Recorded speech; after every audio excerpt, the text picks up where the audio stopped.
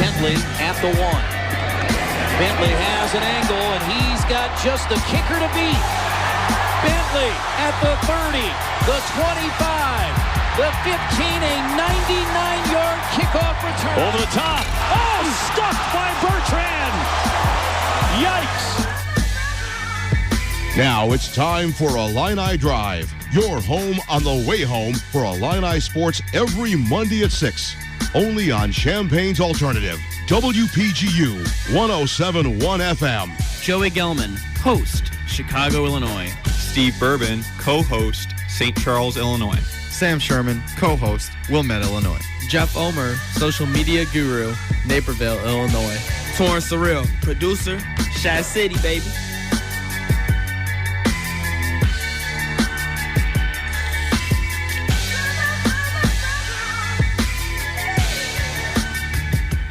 Welcome into Illini Drive. This is your home on the way home for Illini Sports every Monday at 6 p.m. I'm Joey Gelman, glad to be joined by Stephen Bourbon, Sam Sherman, social media guru Jeff Omer, and the man behind the glass, producer Torrance Surreal, even though we don't really have glass here. It just sounded professional.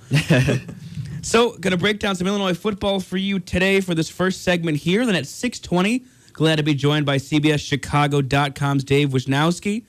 He'll break down some Illinois thoughts of his own and the future of Tim Beckman in the program. And in the last block, we're probably going to discuss some Bears football. Haven't done enough of that yet this season, maybe a little MLB postseason. As you can see outside, if you're driving in your car, some gloomy weather in the area has also forced ALCS Game 2 tonight to be postponed as well. So we'll see how that may impact the teams going forward. So starting off, Illinois losers again this weekend. Not a shocker. 38-28, but the score may not be the reality maybe of what we saw. And the big story in this one was the game got a little bit out of hand early, and you saw Aaron Bailey come in, who was almost a redshirt going into this game, and then taken away, that redshirt taken away, comes in and plays really well. And so it asks a lot of questions of what Illini fans should expect, what the program is doing looking forward here at the quarterback situation both this year and beyond. And you talked about it. The main point was Bailey playing. Up until he came in, we could have written the script. I mean, Illinois couldn't stop the run. Melvin Gordon had a huge game. Melvin Gordon's backup had a huge game. Wisconsin, scored a lot of points, ran for over 400 yards. But I was really intrigued to see Bailey come in. They only let him throw 5 times. He did throw an interception. At the end of the game, kind of threw it. It was kind of like watching me play Madden. Just throw it deep, just see what happens. Yeah. But he looked good running the ball. I mean, maybe it was against Wisconsin's backups kind of in garbage time there, but, they ran pretty simple plays. They ran read option or triple option. You had the option to pitch it out. And he ran for 75 yards. He had a 25-yard gain called back as a holding. Leading rusher for Illinois. Leading rusher. He had 3 less yards than the entire Illinois team did combined on the day. And so I was really happy to see Aaron Bailey. I thought he played well. Yeah, he did. I mean, it was fun. I actually had the chance to be there covering the game, and so we were kind of down on the field at that point. And to kind of watch him when he gets in kind of full stride in the open field, I mean, he's scary. He's kind of scary for opposing defenses, and I think it's going to be really interesting to see going forward how he's utilized, because again, the arm is the question here, because if he can, it's my opinion where if he can throw it all, then you've got a pretty intriguing, a very intriguing young player there. But I mean, when he's running, he's strong and fast. It's a scary sight for opposing defenses. It kind of reminded me of almost like a Terrell Pryor, big body, takes these long strides. Doesn't look like he's going that fast, and then he just beats you. And there were a couple times when it looked like he was gonna, collapse. The pocket was gonna collapse, or he was gonna go down, and he'd kind of, he was strong enough to kind of fight out of that. And that's what was really, I think, promising to see from him. If you're Illinois, just because their offensive line is letting up a whole lot of pressure, and so they're going to need a guy with the injury situation that they have who can kind of get out of that some of that pressure. And Aaron Bailey, I think, is that guy for right now. Yeah, it's just an added dimension they didn't have. I mean, when Lunt's in the game, he's a statue in the pocket. He's not going anywhere. O'Toole kind of likes to think he's a scrambler. I'm not sure how mobile he really is. But playing Riley O'Toole football. playing Riley O'Toole Yeah. football. We didn't see any spin moves out of him. No, I was a little disappointed. No, more straightforward stuff from Riley. Yeah, getting north and Who south. was like, speaking of Riley? I mean, he's fine. Yeah. You know what you're getting. But you know Right. exactly what you're getting. At this point, I mean, we've said it time and time again, but again, we can say it. You know exactly the Illinois fan base, the team. They know exactly what they have. So to finally, probably too late, but finally put in Aaron Bailey, at least too late for the sake of that game when it was kind of already over, to put in Aaron Bailey and to give everyone kind of something new to watch, and for him to actually, other than the interception, show a whole lot of promise. It's kind of a fun thing for this team and for the fan base. Yeah, I mean, O'Toole was able to get 2 touchdowns, but those were both on short fields. Yeah. The one positive, he didn't turn the ball over. Mm-hmm. He turns the ball over in bunches. Yeah. But he didn't turn the ball over on Saturday, so I mean that was positive. But like you said, I mean you just can't win games with this defense and O'Toole at quarterback. And just a quick reminder, you can interact with the show. Follow us on Twitter at Illini Drive, as well as the text line is up and running. That number, 217-337-1071. Same text line as we mentioned last week as the WPGU regular shows throughout the week. So now that we're joined, makes it a lot easier for you guys to come on and interact with the show. And I guess it's just interesting with the Aaron Bailey situation because it looked like a game plan is a lot different when that kind of quarterback's in the game. And you mentioned the statue that is Wes Lunt, even though he's very good and put up pretty good numbers this year for Illinois offensively. But it kind of harkened back to the kind of offense you saw when Shieldhouse was running this team where a lot more mobility, even if it's O'Toole, even if he's not the best runner, he still can move. So between the plan for O'Toole and the plan for Bailey, it seems like there's a lot more to this offense that can be utilized, and I think Hubert has shown that. So it'll be interesting to see what happens down the line because I would think Wes Lunt is still your starting quarterback, and now that you've used up the red shirt for Aaron Bailey, I don't know if Bailey gets a shot to take over that role, and therefore, as much as I don't really like that 2-quarterback system, they're so different, it could maybe be a pretty explosive style of offense where you're able to get both those guys involved. Yeah, it's the 2 extremes, the right. Pure passer and the pure runner. And for Bailey, Hubert was very hesitant to do passing plays. I mean, I think his first 8 plays were all runs, all designed runs. And Wisconsin couldn't stop him. And then they still did not really stop him. But I think now that you've burned the red shirt on Bailey, which I agree, I think that was the right call. You had to do it. Mm-hmm. He needs to be starting the next 3 to 5 weeks or however long Wes Lunt is out. Like, he needs time to develop and give him game reps trying to run more of an offense rather than just what we saw last year of the Wildcat package or the designed, QB power. Like, give him a chance to grow in this offense. And if they start Riley O'Toole in 2 weeks against Minnesota, then I just don't see what the point in burning the red shirt was. And it gives the season some kind of purpose. It gives people something to watch on Saturdays for this Illinois football team going forward. Whereas, let's say there wasn't a situation where Bailey was going to, let's just say Bailey wasn't going to play and they were just going to go with O'Toole for the rest of the season, then there's almost, you can make the argument that there'd be nothing to watch for this team because everything is sort of known. They know how O'Toole plays. They know what the defense looks like. They know, all these things like that. I guess you could watch for Mikey Dudek, exciting things like that. But really, it's sort of like, I think that when Lunt comes back, Lunt's obviously the starter. I don't really even think, Aaron Bailey could go on an absolute tear. Lunt's the starter. That's just how it is. And Lunt's a very good quarterback and kind of has earned that to this point. But it's not a negative. I mean, it's not negative for Bailey because then going forward, into next season, it'll if you kind of see, like you said, getting those reps, getting in there and getting some playing time, he'll be more prepared to take on whatever role they throw him in the offense as. And it's not like Aaron Bailey's never going to play. Lunt, in his entire college career, both at Oklahoma State and here, has had injuries. We've already seen there's a really good chance. I mean, ideally this wouldn't happen if you're a fan of Illinois or within the team, but there's a chance that Bailey's going to get a whole lot more playing time going into next season, even when Lunt comes, is 100% healthy and everything, because, Lunt's injury prone. And you hate to have to throw that word around, but it's true at this point. And especially if that O-line's not going to, hold up too well, at least for this season, you got to, I think that's something they have to, throw into consideration. I thought I'd never see the day you say that about Wes Lunt. He is. I mean, as exciting as he is when he's on the field, he's had some injuries at this point in his career that show that Bailey could very well play going forward in place of Lunt. So you're saying Wes Lunt is in the prison? He's trying to climb out of the hole right now? Is that the Batman reference there? Yeah, Okay. yes. As I've often compared Wes Lunt to the Batman of the Illinois football team. Okay.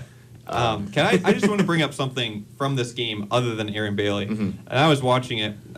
So Bailey comes in when it's 38-14. I'm not too good at math, but that you're down by 24 points. Okay. And they pretty much immediately get a score. And they kick the extra point.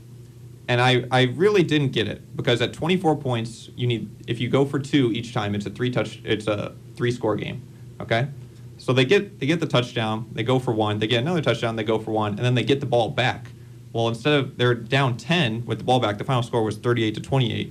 If you had gone for 2 the 2 previous times, it's a 1-score game, and it's real interesting there at the end. Yeah. Well, did they just not think of that? I hate to accuse coaching staffs of. I mean, because like people, you can make fun of coaching staffs or whatever, and you could say they're dumb or they're whatever. Yeah, but I mean, realistically, I mean, these guys know what they're doing. But on something like that, you have to really wonder, because are you kind of thinking that even though the game seems out of reach and basically was, you still got to, it's this mentality because they're telling us in the press conferences how they're out to win every game, But why don't you play like that? Why do they sort of almost concede that and just be happy with the extra point there? Yeah, it almost seemed like garbage time for Aaron Bailey, not thinking he would actually be successful. Yeah. I mean, you want to see him succeed, but it's almost a matter of let's just get him out there, see if he can run some sort of offense, and he makes it a 10-point ball game at the end of the game. Credit to that onside kick, by the way. Yeah, how about that? Which was maybe... I don't know. I don't. People dream of that. Yeah, I haven't seen every onside kick of all time, but I've got to think that's like up there, maybe top. Like hit him in stride. Yeah. Like, we were standing there on the field watching it, and it was like, what? Like it was like there's no way that worked, but it did, and yeah. They can't kick it, within the 52-yard field, but they can nail that onside kick. Yeah. Exactly. Crazy. But and going back to Bailey, I just wanted to say real quick, it almost depends on what you're going to do moving forward. Now that you've taken away that redshirt opportunity, him and Lunt are the same age eligibility-wise, correct? Throughout the rest of their careers. So this doesn't really give Bailey a chance to take that starting job that he may have thought he was getting before Lunt transferred here. So that's an issue for him, I guess. But while there is that potential to make that dual threat kind of offense, it also is going to be interesting down the road, especially for Bailey too, if he comes in against Minnesota after the bye and plays well and plays the rest of the way, which he probably should now that they have taken away that red shirt, I feel like it's almost a detriment to him because, one, he won't get the starting job like I mentioned if he actually needed and wanted that, which I'm guessing he did. But secondly, if you have a lame duck coaching staff there right now in Beckman and even a guy like Cubitt who knows if he survives if Beckman goes, if you have a whole new coaching staff coming in, he just keeps kind of moving down that depth chart, I would think, because Lunt would always be at the top, and there wouldn't be a chance for this new coach to say, well, once Lunt's gone, Bailey can be that starting quarterback. It's a difficult spot for Bailey because I think he was brought in by this coaching staff, and now they're trying to get him involved in any way they can now that they have, got Wes Lunt dropped into their hands. That I think it's difficult that if you get a new coach in here, he kind of just is lost by the wayside a little bit. I mean, it depends on, this is, way far down the road, but it depends on what kind of system you want to run. Mm-hmm. If you want to run Cubitt's sling it 50 times a game, yeah, you want Wes Lunt. But if you want to run, let's just say, Oregon spread option, you want Aaron Bailey because Lunt can't do that.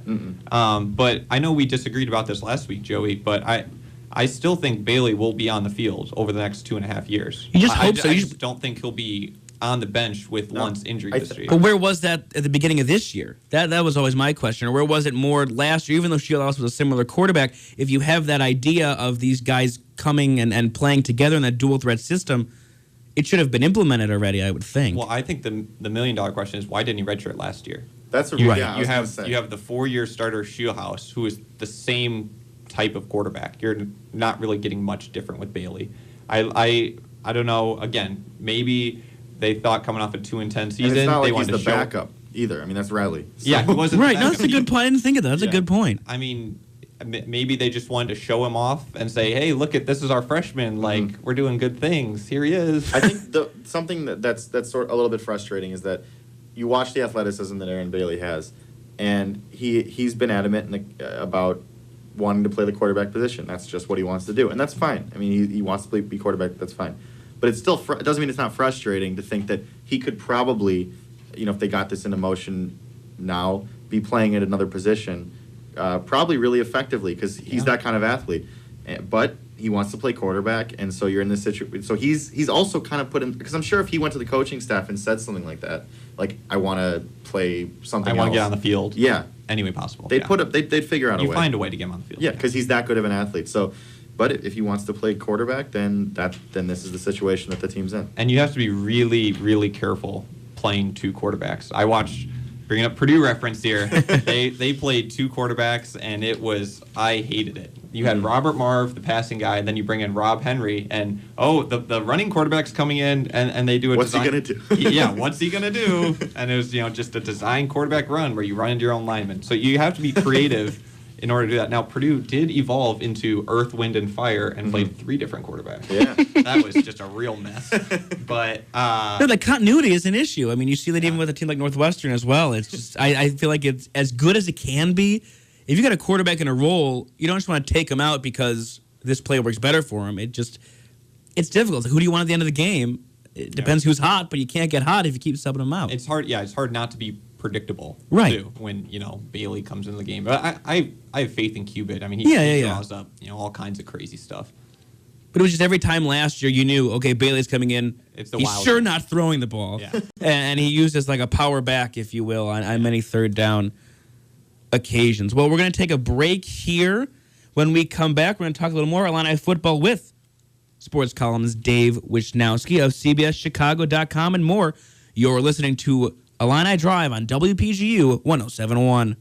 This is Jimmy Jackson. Join in for the Illini Drive, WPGU 107.1. Welcome back in. This is Illini Drive on WPGU 107.1. Joey Gelman alongside Sam Sherman, Steve Bourbon, Jeff Omer, and Torrance Sorrell. And now we go to the phone line here as we welcome in CBSChicago.com sports columnist Dave Wischnowsky and of the Wish List. You can follow him on Twitter at Wishlist. First, we wanted to start off talking about your column last week about Tim Beckman and how he should be run out of town. So I wanted to kind of get your take and see if that's the same opinion after this weekend's loss to Wisconsin.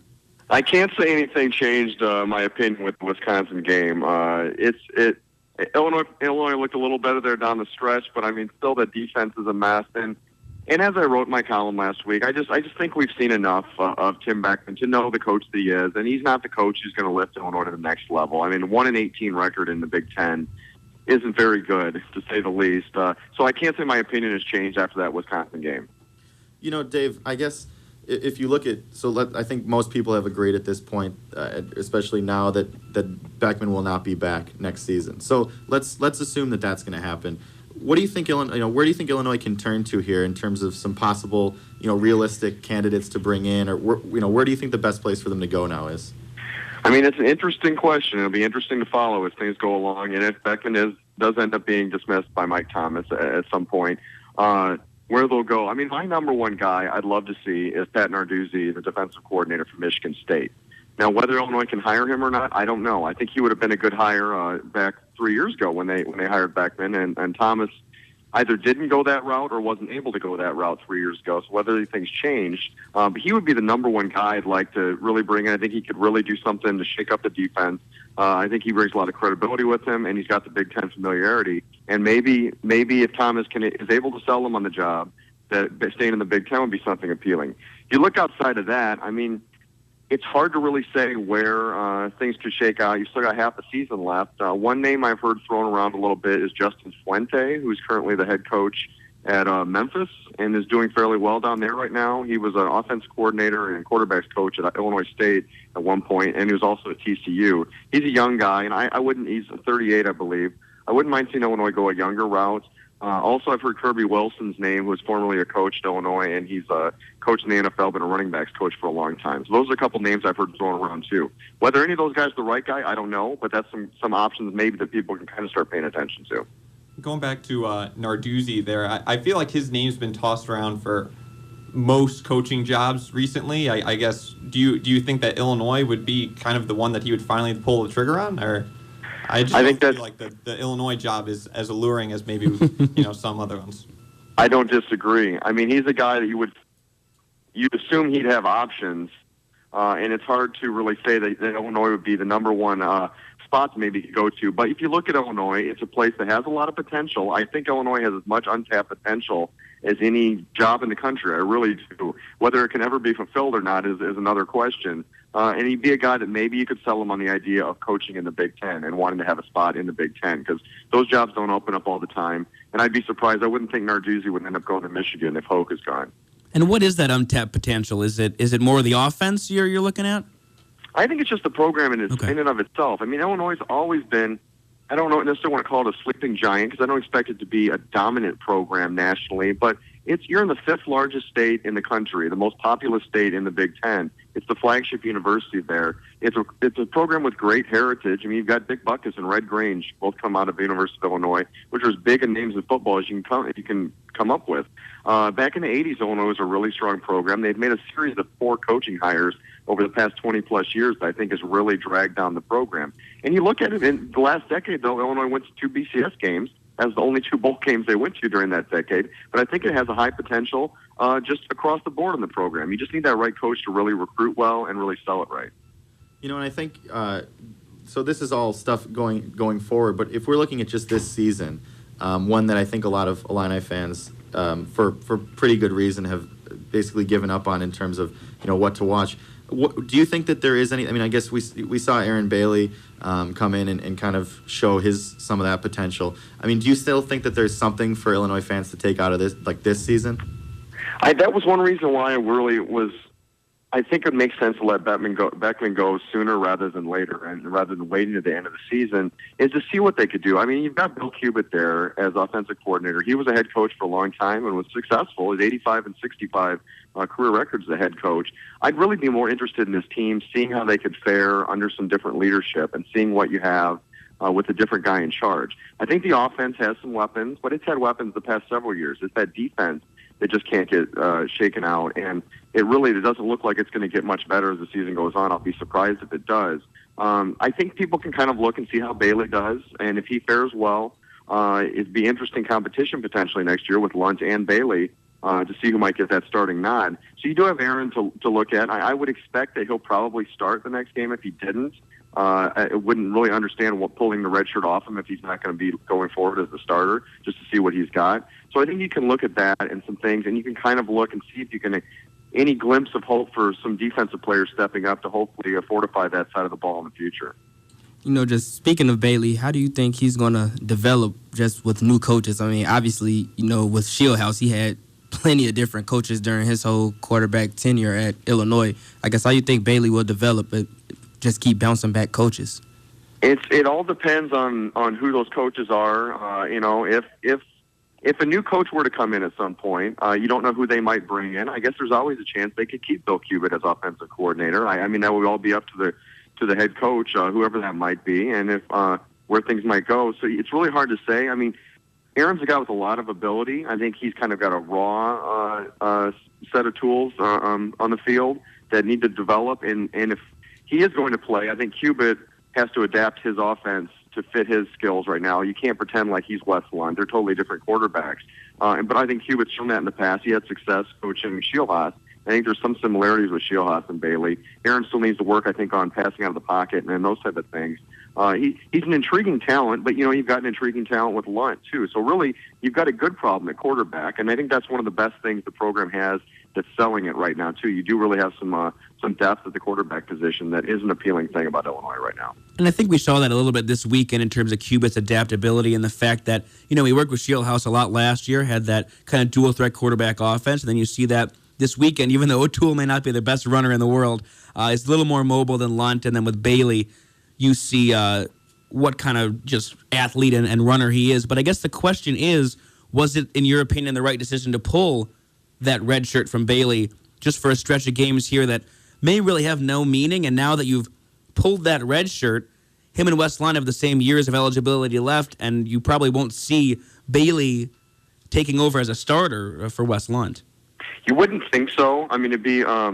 You still think that Wes is the guy going forward. I do think pulling the red shirt off Aaron made sense as long as he plays the rest of the season. If he doesn't, then it doesn't make much sense to me. And the thing is, which I hadn't really considered, but a friend of mine had pointed out, that actually you could redshirt Bailey next year. You know, you didn't redshirt him this year. You could end up redshirting him next year and still stagger that year behind line. So really it hasn't completely changed anything if they end up going that route. So it's not like that redshirt option isn't still available in the future. It could happen again. Well, Dave, I guess moving on to a happier, talking point with Illinois athletics, the basketball season is not too far away from us now. I guess what do you take as some like realistic expectations going into this season for Illinois basketball, and can fans really start to kind of get excited about this team? I think so. I think there should be reason for optimism. I mean, you've had a few things happen in the offseason that have been disappointing with the whole Darius Paul situation, and then obviously with Tracy Abrams getting injured. But I look at this team, even with those personnel losses, as a team that I expect to finish in the upper division of the Big Ten, and I think they could finish a little higher than just upper half, potentially. I think their Big Ten schedule is kind of daunting. But it's a team that I hope and expect will make the NCAA tournament, and my hope would be that they wouldn't just be a bubble team again. It's like scrapping down the stretch, that they might make it in with a little bit of comfort level. I don't think this is going to be, a great team this year, but I think it's a team with potential and with a lot of more offensive options than they've had in the past, better shooters, and I'm excited to see it. I think Gross really needs to have a truly strong season. And I think this is one where Illinois could really take a step forward as a program and make some noise a little bit more than the shaky Big Ten seasons they've had the last 2 years. Now, I know some of the guys on here kind of disagreed with me when Tracy went down. I thought that was a big loss for them. I got the feeling that he's kind of the heart and soul of the team. He's not, a point guard in the sense of distributing or not even really that great of a scorer, but just losing one of the seniors, I think is really going to hurt them. I guess kind of what is your take on losing Tracy and who's going to probably step up behind him? I think it's a significant blow from his leadership standpoint. I think Tracy he's not a perfect player. I mean, as we've seen, he can go off on any given night. He can look like about the best guard in the Big Ten on one given night, but then the next game he might struggle. I do think it's going to impact the team, but they have enough depth on the perimeter now and guys that have been in the program long enough that I do think that they can step forward and cover that. Having Ahmad Starks, I mean, last year it was disappointing that he didn't get eligibility for last season, but really that's turned out to be a blessing in disguise. And I think you're going to have to see guys like Ravonte Rice even take another step forward as a leader, and you've got to have the other seniors step up, Nana and everything too. And I'm really interested to see how Stark steps into that role. He's got a ton of experience. You got to think he can pick up leadership, and then Aaron Cosby's interesting too. So I think they have personnel that they have enough veterans on the team now that they can overcome that. But we'll have to see how the season really plays out. I mean, losing Tracy is a significant blow, and not just from on the court, but kind of like a mental issue with that too, and a leadership issue. There's a good point with that. And just hopefully getting some shooters on the floor. I mean, last year was brutal at times. That was one of the worst shooting teams I've ever seen. I mean, and the fact that they won as many games as they did really was impressive, considering how poorly they shot. And if they can keep that defensive intensity up, which losing Tracy is certainly going to have an impact in some way, I would think, on that, but able to shoot better, that really is what gives a lot of optimism for this season. And I think this past year just has been interesting recruiting-wise in terms of Illinois, still being in that running, but losing out on a couple of those guys, whether it be Evans or Jalen Brunson. But I think people forget that coming into this year, you have guys like LaRon Black on this team, who's a top 100 talent, at least top 40, top 40, top 50 talent, as well as a guy, like Finke coming out locally. So should expectations be high for those two guys? Are they going to see a lot of minutes here, or with Nana being in his last year is kind of going to take a lot of those away from those two developing big men? I expect that LaRon Black's going to play quite a bit this season, and if he can rebound and really, if his billing's living up to his intensity rebounding, then I think he'll be out there. I wouldn't expect too much from Finke this year. But I'm high on him going forward. I think if you have a big man who can shoot from anywhere on the floor, he's a valuable player. I think he'll play some this year, but I wouldn't have high expectations for him to be a big contributor. But I'm certainly, I think down the stretch, as things go on in his career, he could be a nice player for Illinois. And I like seeing local guys. If they can fare well, that's fun. You don't want to take a guy just because he's local, but I don't think they did that with Finke. I think Finke is shown to be a talent, and I think he's a guy that can contribute. I just wouldn't expect big things out of him this year. LeBron Black, I think, though, is going to have an impact, and he kind of has flown under the radar a little bit. People have kind of forgotten that he's coming in, and he's not real familiar to Illinois fans, having played out of state, but, he's Mr. Basketball, and I'm excited to see what he can do. Just going back to Finke, I think he could be potentially one of those guys who could spread the floor, maybe one of those guys in which John Eakey was last year, or which Tyler Griffey was, just that 6'9" threat who could spread the floor and shoot, and that could be real good for Gross's offense. If he can this year, I just wouldn't count. I rarely count on freshman big men to do too much, and those guys were veterans when they had those nice seasons. If he could get out and knock down some shots as a big man, though, that would be fantastic. And Gross is going to be looking for shooters, but you got to be able to defend too. So defending a spot on the court is important. But it wouldn't surprise me if Finke came out and hit some shots this season, because I think he has that ability. Of course, next Tuesday, I believe, Elijah Thomas will be making his college decision. And I don't know, for me, I've been joking around on Twitter whenever, in the last couple of times when a guy's making their announcement, I always say, happy Illinois losing out on a recruit day. And I wonder, I think that there's been some momentum, and then followed by sort of quiet coming from Thomas's camp, if you want to say. And I think a lot of people are kind of unsure on what's going to happen, despite some reports saying that Illinois is his favorite. Do you have any guesses, I guess, of what he'll do? And I guess also along with that, if they do miss out on him, is the program still in a pretty good spot? You look at Thomas, and all signs look good for Illinois. They've looked good for some recruits in the past, though, too.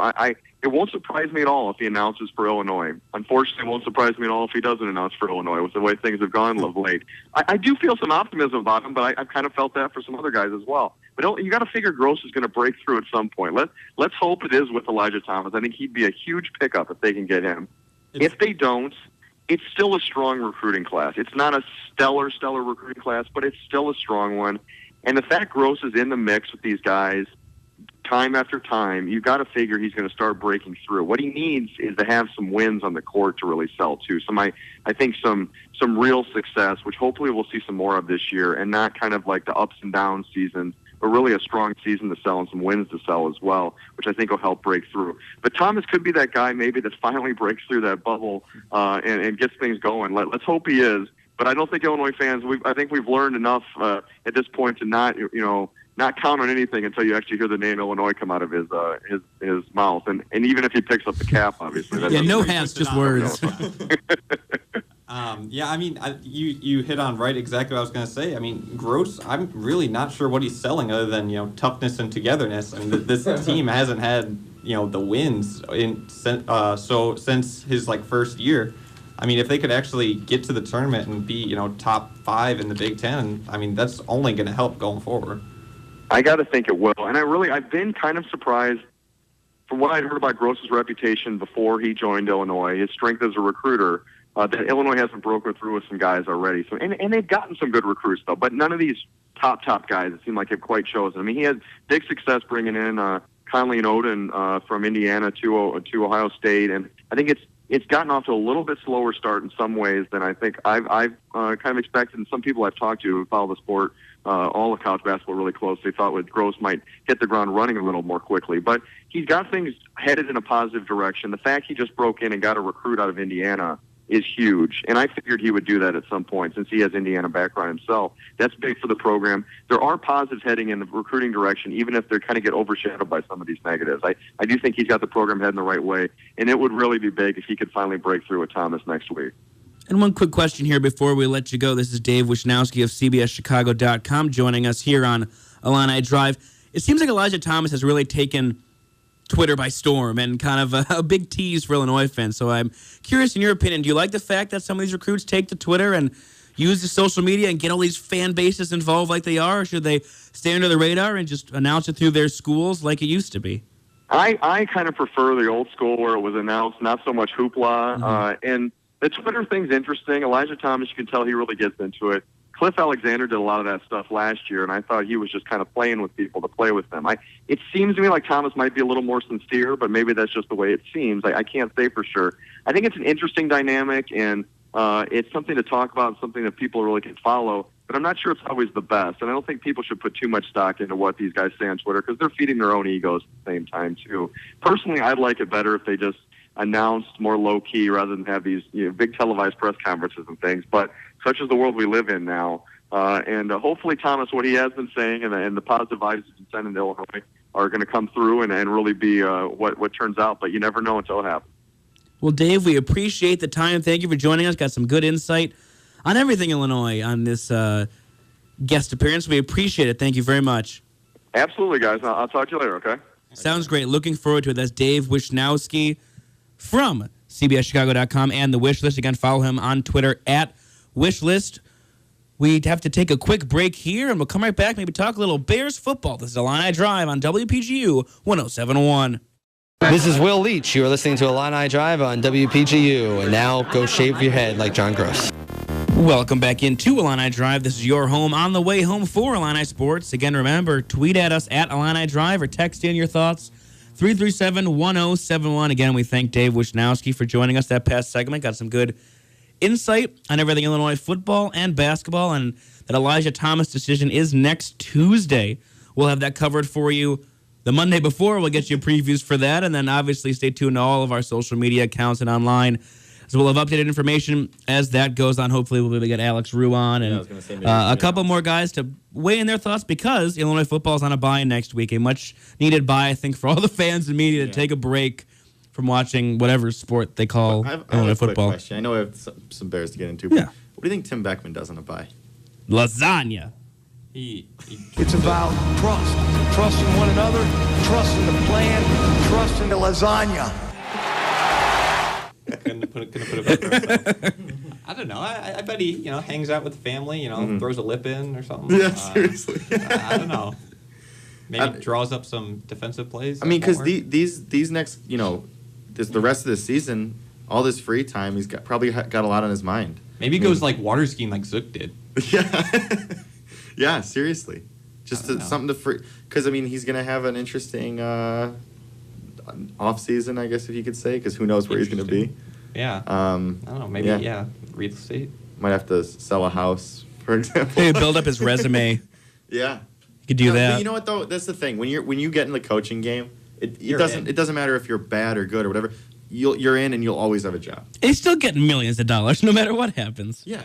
He will still be richer than I will ever be. Yes. Daily Illini has a salary guide out every year, and Beckman's still atop that list as the highest paid employee at the university and probably deserves state employee. I'm still waiting for my Beckman raise. Yeah. Yeah, me too. I don't know. So we're transitioning here to football and Chicago Bears, but before we get to the Bears, you'll watch us on Wednesday on UPTV, and you'll see I'm wearing Beats headphones. Sam Sherman's wearing Bose. Yeah. And the NFL would destroy us right now for... No, Sam's good. Well, yeah, Sam's fine. Yeah. I'm in trouble. You're getting fined $10K. Pocket change. So if you haven't seen this weekend, Colin Kaepernick and was it Russell Wilson? Cam Newton. And actually Tom Brady. And Tom Brady. That kind of went under the radar, but he was wearing some... all wearing... Bad boy. Yeah. They were in here, though. They weren't over the ear. All wearing Beats headphones, and NFL signed a new deal with Bose as the official sponsor of the league, and so they've sent out a memorandum, just like the Clippers have with this Steve Ballmer, CEO of Microsoft. You can't use Apple. NFL, you can't use Beats in certain scenarios, and start finding players. And it's an interesting whirlwind of thoughts on how that gets into, what your employer can actually make you do. Thank God that they did this. This is a huge issue in the NFL right now. Yes. They have solved the headphone crisis. But there's no other problems in the NFL. None. Right? It's true. It's just funny because, when are they going to realize that the NFL players, you can find them basically whatever you want, and they're not going to care. They're not going to care because that's not a lot of money to them. Sorry, NFL, or sorry, who's finding them? It's the NFL that's finding them? Personally. I just think it's like... Raj. At a certain point, it's like, I get it. I mean, it makes sense that they need to slap these guys on the wrist because it is a partnership that they have with a lot of money involved.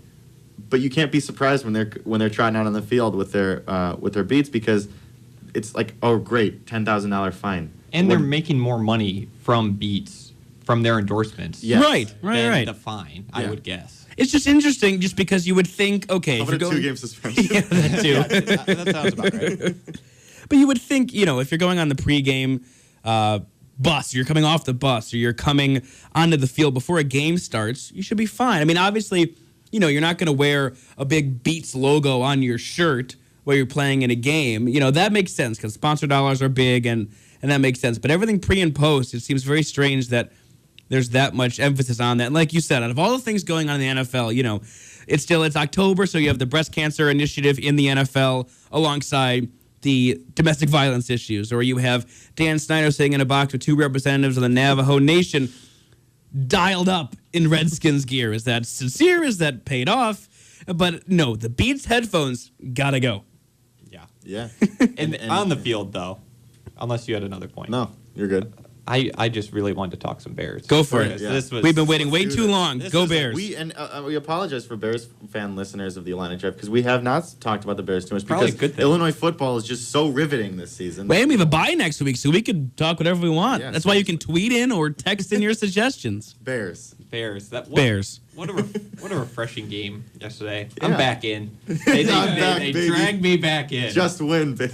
Yeah. I mean, watching them beat all those former Bears players, I don't know. They have like the graveyard of like old Bears players, like Hester's and like Eric Weems. Weems, I think yeah. Gabe Carini's like around there somewhere. He is. He was a big reason why the defense looked pretty good yesterday. Yeah. What was with that? Like Julio Jones and Roddy White were like legit scared of our safeties. Yeah. Like, our safeties were, like, laying the wood a little bit. Conti hurt himself. And also, I mean, at the cornerback position, Fuller's just continuing to impress. Sure, he's made some mistakes this season. Fee. No, seriously. Certainly defensive rookie? Oh, yeah. Easily at this point. I mean, runaway.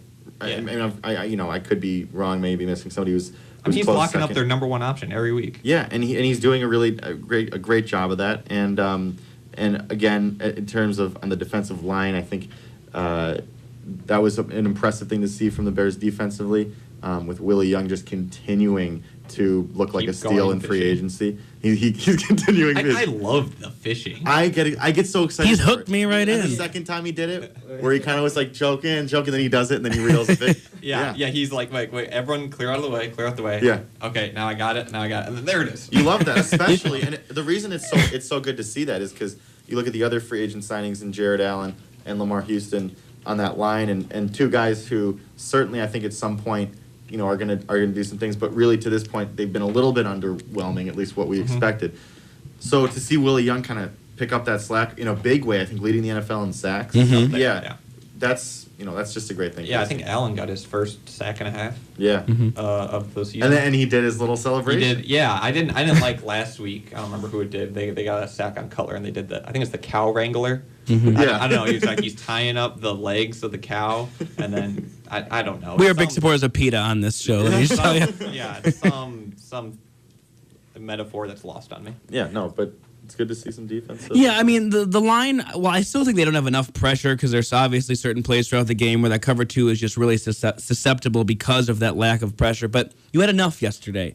And because of that, you forced Matt Ryan to get a little flustered. And he's one of the best quarterbacks in the league when there's no pressure, just like everyone else's, but him especially.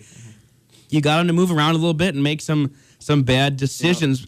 I was just thinking. Oh, go I for was it. just laughing thinking about the Ryan Mundy hit on Roddy White. Yeah. Where he was just afraid of the upcoming hit that was about to happen. That was probably should have been called.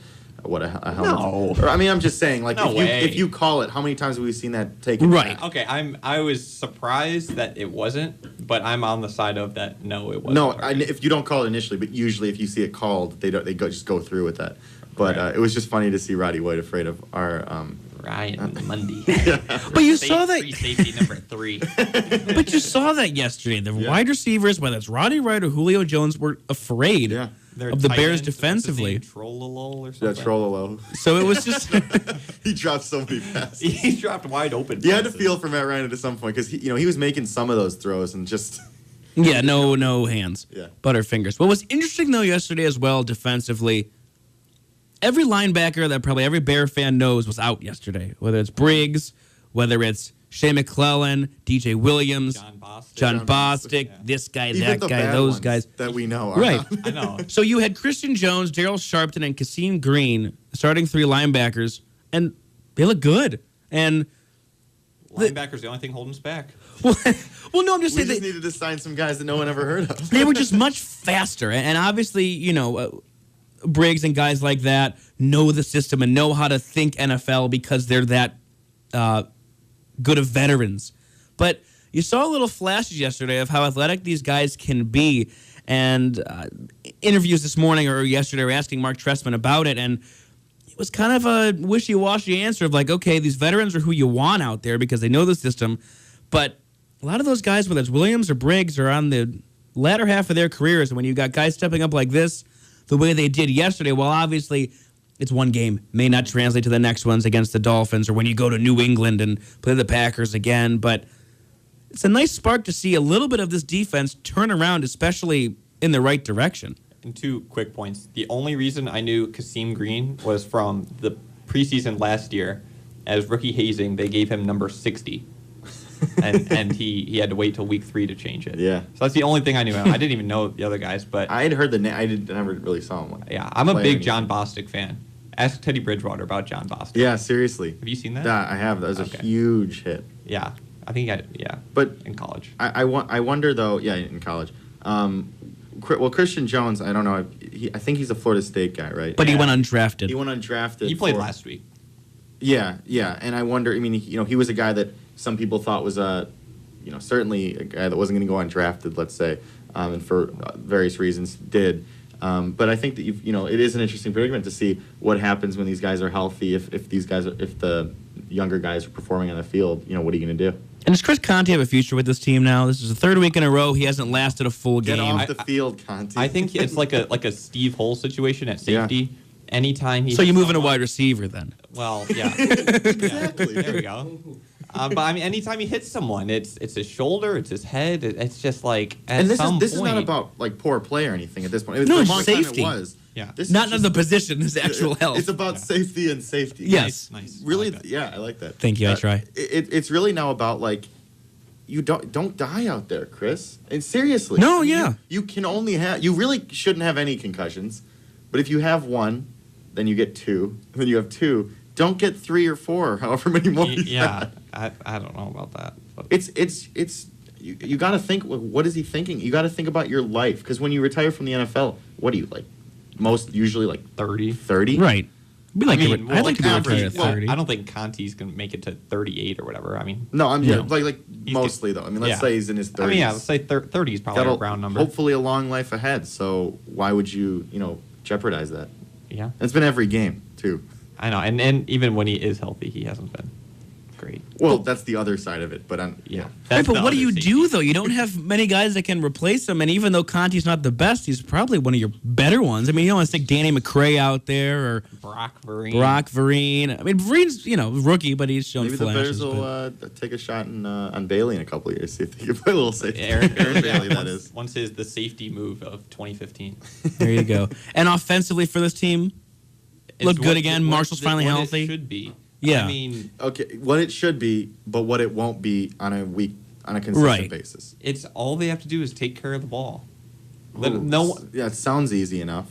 It's don't throw stupid interceptions, Jay Cutler. Okay, but you have 2 of the top 5 wide receivers in the league. How long has Jay Cutler been on the Bears? 6, 7 years? Is this his 7th season or something? Not that many, but I think it's 6. I think this is 6. I'd go with 6. Let's say 6 years Jay Cutler's been in the league. Can we check that? How Or, many excuse me, years? not been in the league, been on the Bears. Yeah, because And he's got been traded making for these Horton in decisions. Yeah. Oh, and he wasn't like a rookie when he started with the Bears. He had played with them And a Pro Bowler. and a Pro Bowler. Yeah.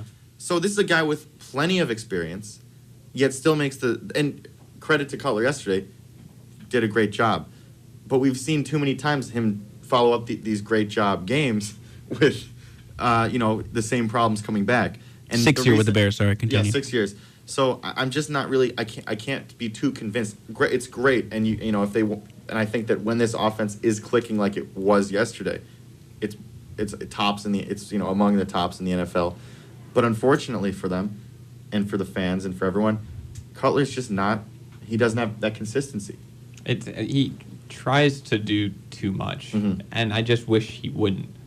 I mean, you've got two of the top 5 wide receivers. Mm-hmm. You've got a huge target at tight end in Marty Saurus Rex, Martellus Bennett, and then the best receiving running back in the game in Matt Forte. And how about that throw that he had where he loaded up?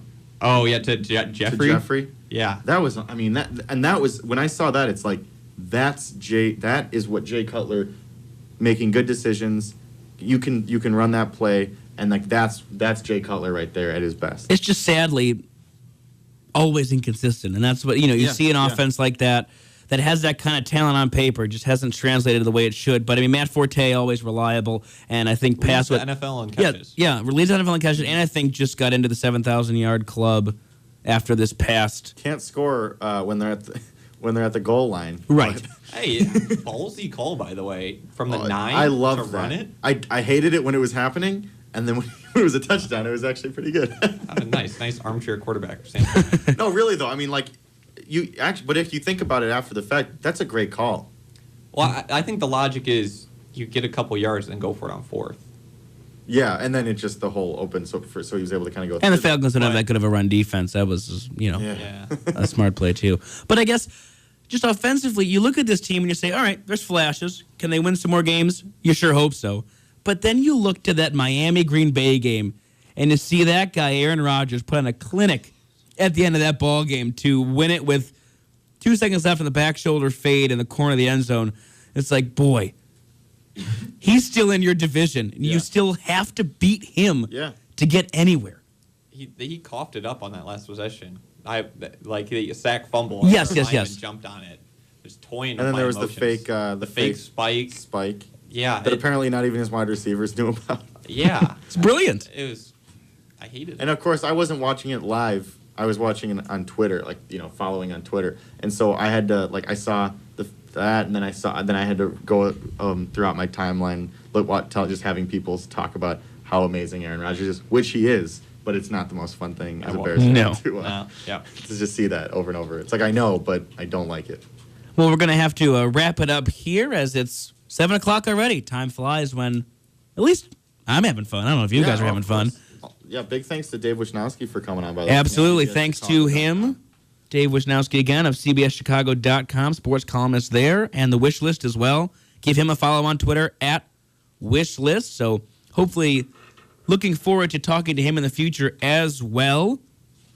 Again, the Twitter handle for Illini Drive is at Illini Drive, and thanks to producer Torrance Sorrell, Jeff Omer, Steve Bourbon, Sam Sherman, our fine friends at UPTV that get to see our lovely faces every Wednesday. That'll re-air at 9 p.m. on Urbana Public Television.